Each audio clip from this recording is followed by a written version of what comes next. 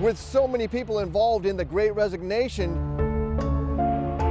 you also see these kinds of signs in front of almost every business. We talked with leaders about what employers need to know to keep those workers.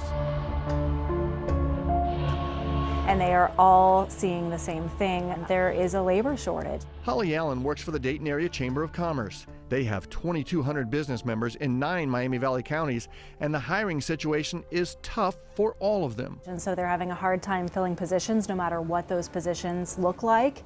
Allen said the chamber is working hard to help large and small businesses here fill their workforces. But it's not a one-size-fits-all solution because there are many reasons people are walking away. A lot of folks are choosing to go to, a different job. Some of them are leaving the workforce altogether, and then you have the retirement factor that's playing into all of this.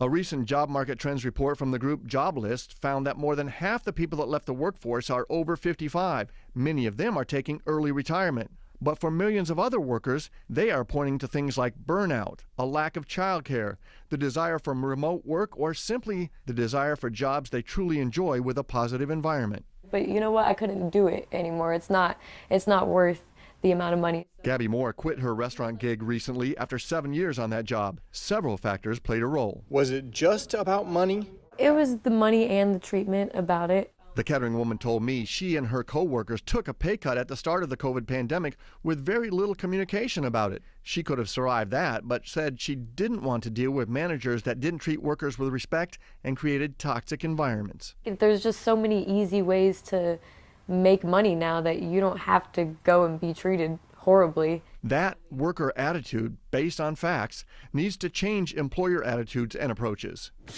You push the offer across the table and say, take it or leave it, I got a stack of 50 others who will take the job if you don't want it. That's not going to cut it anymore. Holly Allen makes it clear that the Dayton Area Chamber of Commerce is making it a policy and a priority to give their 2,200 members the tools needed to keep their employees.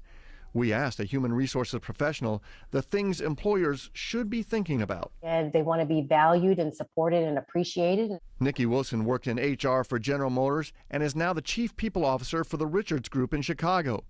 They've maintained high retention rates through the pandemic by listening to employees. They're searching for something different, something that fulfills them in terms of their personal desires as well as their professional needs as well. Wilson believes companies must be more inclusive in hiring and in giving employees more ways to be heard.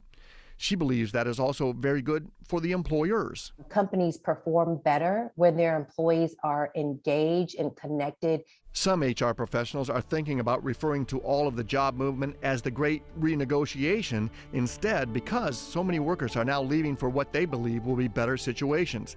Dayton area business leaders believe that will end up working in our favor. The region has always had a reputation for a good workforce, both blue and white collar workers.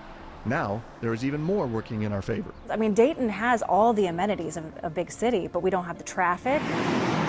We don't have the high cost of living because we know we're in a good place. COVID actually played in our favor.